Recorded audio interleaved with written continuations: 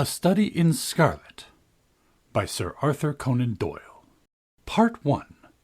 Being a reprint from the reminiscences of John H. Watson, M.D., late of the Army Medical Department. Chapter 6. Tobias Gregson shows what he can do. The papers next day were full of the Brixton mystery, as they termed it. Each had a long account of the affair, and some had leaders upon it in addition. There was some information in them which was new to me. I still retain in my scrapbook numerous clippings and extracts bearing upon the case. Here is a condensation of a few of them.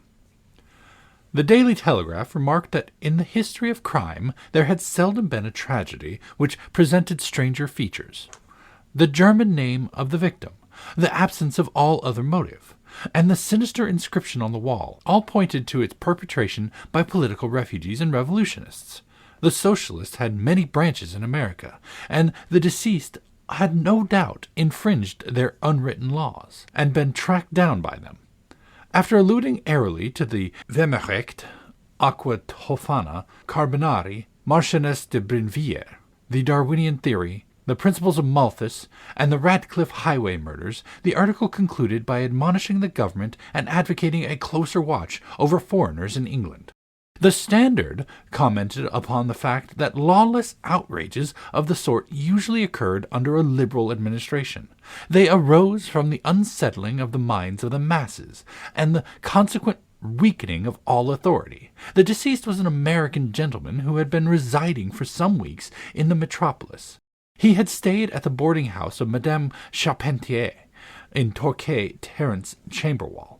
He was accompanied in his travels by his private secretary, Mr. Joseph Stangerson. The two bade adieu to their landlady upon Tuesday, the 4th, and departed to Euston Station with the avowed intention of catching the Liverpool express. They were afterwards seen together upon the platform. Nothing more is known of them until Mr. Drebber's body was, as recorded, discovered in an empty house in the Brixton Road, many miles from Euston.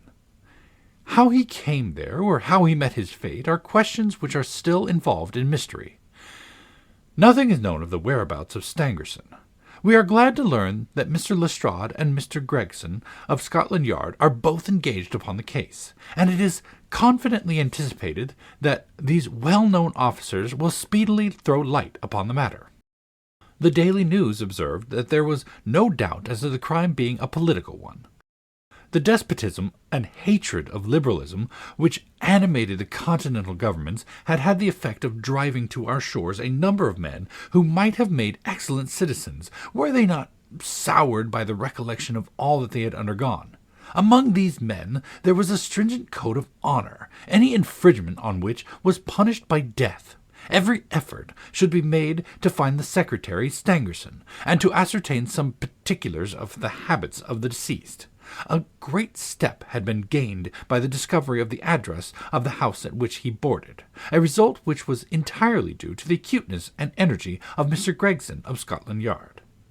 Sherlock Holmes and I read these notices over together at breakfast, and they appeared to afford him considerable amusement. "I told you that, whatever happened, Lestrade and Gregson would be sure to score." "That depends on how it turns out." "Oh, bless you, it doesn't matter in the least. If the man is caught, it will be on account of their exertions. If he escapes, it will be in spite of their exertions. It's heads I win, tails you lose. Whatever they do, they will have followers. Un se trouve toujours un plus ceux qui l'admirent." "What on earth is that?" I cried, for at the moment there came the pattering of many steps in the halls, on the stairs, accompanied by audible expressions of disgust upon the part of our landlady. "It's the Baker Street division of the detective police force," said my companion gravely. And as he spoke, there rushed into the room half a dozen of the dirtiest and most ragged street Arabs that ever I clapped eyes on. "'Tention!" cried Holmes in a sharp tone, and the 6 dirty little scoundrels stood in a line like so many disreputable statuettes. "In future, you shall send up Wiggins alone to report, and the rest of you must wait in the street. Have you found it, Wiggins?" "No, sir, we hain't," said one of the youths. "I hardly expected you would. You must keep on until you do. Here are your wages." He handed each of them a shilling. "Now, off you go, and come back with a better report next time." He waved his hand, and they scampered away downstairs like so many rats, and we heard their shrill voices next moment in the streets. "There's more work to be got out of those little beggars than out of a dozen on the force," Holmes remarked. "The mere sight of an official-looking person seals men's lips. These youngsters, however, go everywhere and hear everything. They are as sharp as needles, too. All they want is organization." "Is it on this Gregson case that you are employing them?" I asked. "Yes, there is a point which I wish to ascertain. It is merely a matter of time. Hullo! We are going to hear some news now, with a vengeance. Here is Gregson coming down the road, with beatitude written upon every feature of his face. Bound for us, I know. Yes, he is stopping. There he is." There was a violent peal at the bell, and in a few seconds a fair-haired detective came up the stairs, 3 steps at a time, and burst into our sitting-room. "My dear fellow," he cried, wringing Holmes' unresponsive hand, "congratulate me. I've made the whole thing as clear as day." A shade of anxiety seemed to cross my companion's expressive face. "Do you mean that you are on the right track?" he asked. "The right track? Why, sir, we have the man under lock and key." "And his name is?" "Arthur Charpentier, sub-lieutenant in Her Majesty's Navy," cried Gregson, pompously rubbing his fat hands and inflating his chest. Sherlock Holmes gave a sigh of relief and relaxed into a smile. "Take a seat and try one of these cigars," he said. "We are anxious to know how you managed it. Will you have some whiskey and water?" "Don't mind if I do," the detective answered. "The tremendous exertions which I have gone through during the last day or two have worn me out. Not so much bodily exertions, you understand, as the strain upon the mind. You will appreciate that, Mr. Sherlock Holmes, for we are both brain workers." "You do me too much honor," said Holmes gravely. "Let us hear how you have arrived at this most gratifying result." The detective seated himself in the armchair and puffed complacently at his cigar. Then suddenly he slapped his thigh in a paroxysm of amusement. "The fun of it is," he cried, that fool Lestrade, who thinks himself so smart, has gone off upon the wrong track altogether. He is after the secretary Stangerson, who had no more to do with the crime than the babe unborn. I have no doubt that he has caught him by this time." The idea tickled Gregson so much that he laughed until he choked. "And how did you get your clue?" "I'll tell you all about it. Of course, Dr. Watson, this is strictly between ourselves. The first difficulty which we had to contend with was the finding of the Americans' antecedents. Some people who would have waited until their advertisements were answered, or until parties came forward and volunteered information. That is not Tobias Gregson's way of going to work. You remember the hat beside the dead man?" "Yes. By John Underwood and Sons, 129 Camberwell Road." Gregson looked quite crestfallen. "I had no idea that you noticed that. Have you been there?" "No." "Ha!" cried Gregson in a relieved voice. "You should never neglect a chance, however small it may seem." "To a great mind nothing is little," remarked Holmes sententiously. "Well, I went to Underwood, and I asked him if he had sold a hat of that size and description. He looked over his books and came upon it at once.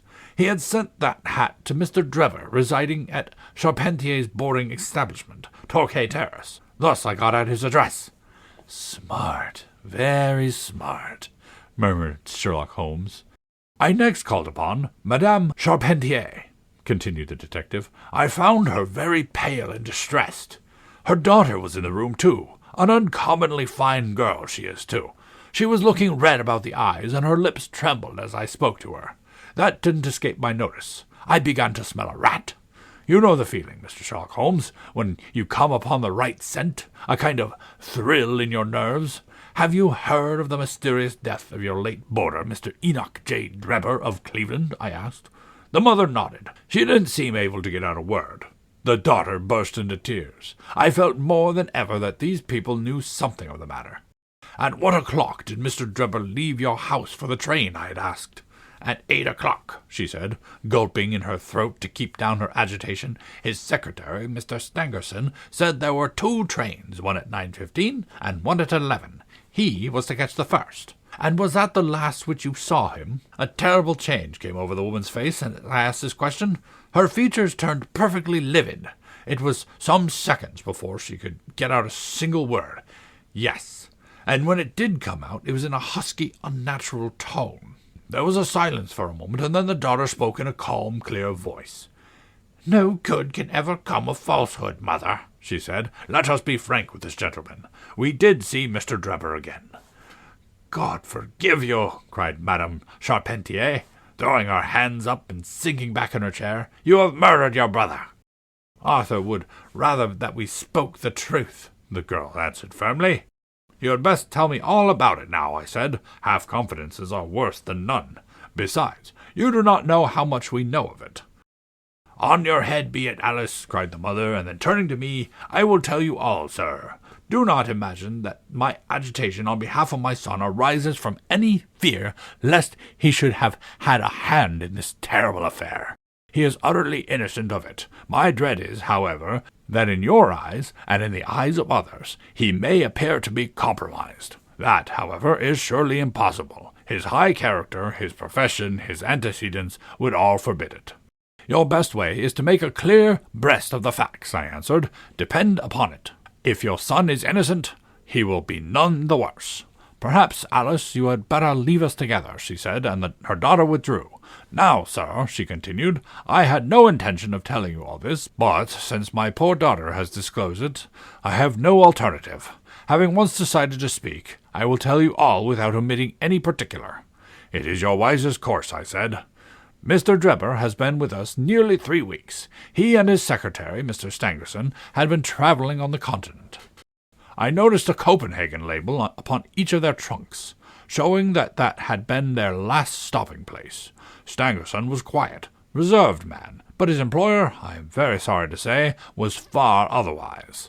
He was coarse in his habits and brutish in his ways. The very night of his arrival he became very much the worse for drink, and, indeed, after 12 o'clock in the day he could hardly ever be said to be sober. His manners towards the maidservants were disgustingly free and familiar.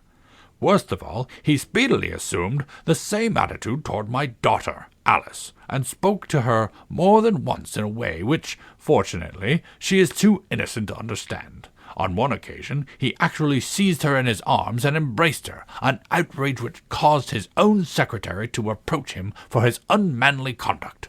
"But why did you stand all this?" I asked. "I suppose that you can get rid of your boarders when you wish." Madame Charpentier blushed at my pertinent question. "Would to God that I had given him notice on the very day that he came," she said, "but it was a sore temptation. They were paying £1 a day each, £14 a week, and this is a slack season. I am a widow, and my boy in the Navy has cost me much. I grudged to lose the money. I acted for the best. This last was too much, however, and I gave him notice to leave on account of it. That was the reason of his going." "Well?"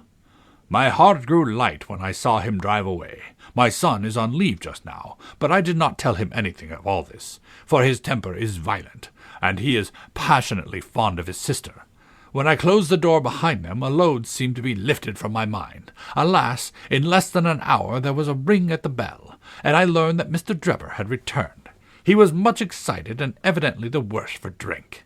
He forced his way into the room where I was sitting with my daughter, and made some incoherent remark about having missed the train. He then turned to Alice, and before my very face proposed to her that she should fly with him. 'You are of age,' he said, 'and there is no law to stop you. I have money enough and to spare. Never mind the old girl here, but come along with me now, straight away. You shall live like a princess.' Poor Alice was so frightened that she shrunk away from him, but he caught her by the wrist and endeavoured to draw her towards the door. I screamed, and at that moment my son Arthur came into the room. What happened then I do not know. I heard oaths and the confused sounds of a scuffle. I was too terrified to raise my head. When I did look up, I saw Arthur standing in the doorway, laughing, with a stick in his hand. 'I don't think that fine fellow will trouble us again,' he said. 'I will just go after him and see what he does with himself.' With those words, he took his hat and started off down the street. The next morning we heard of Mr. Drebber's mysterious death." This statement came from Mrs. Charpentier's lips, with many gasps and pauses. At times she spoke so low that I could hardly catch the words. I made shorthand notes of all that she said, however, so that there should be no possibility of mistake. "It's quite exciting," said Sherlock Holmes with a yawn. "What happened next?" "When Mrs. Charpentier paused," the detective continued, "I saw that the whole case hung upon one point. Fixing her with my eye in a way which I always found effective with women, I asked her what hour her son returned. "I do not know," she answered. "Not know?" "No. He has a latchkey, and he let himself in." "After you went to bed?"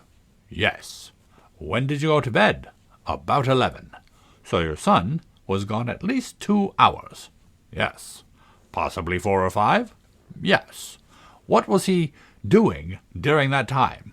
"I do not know," she answered, turning white to her very lips. Of course, after that, there was nothing more to be done. I found out where Lieutenant Charpentier was, took 2 officers with me, and arrested him.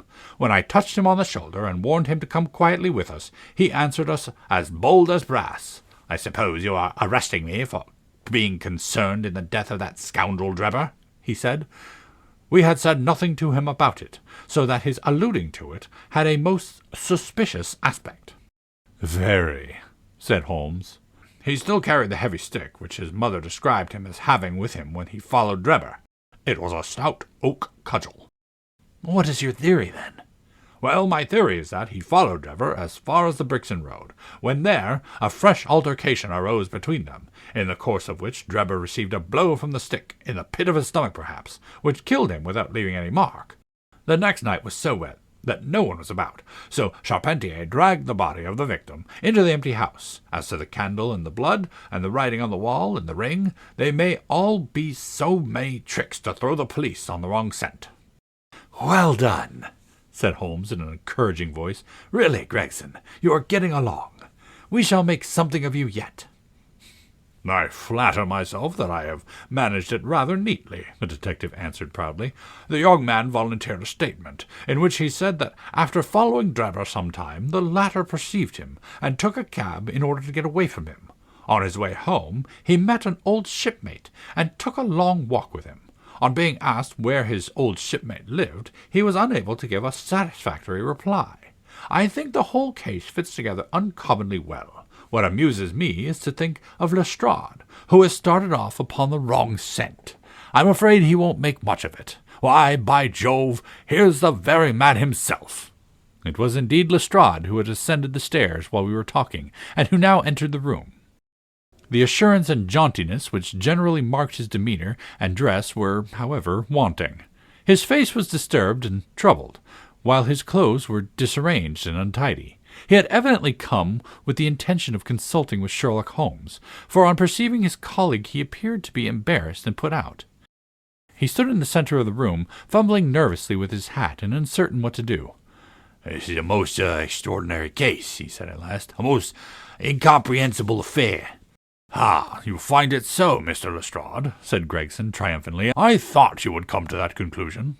Have you managed to find the secretary, Mr. Joseph Stangerson?"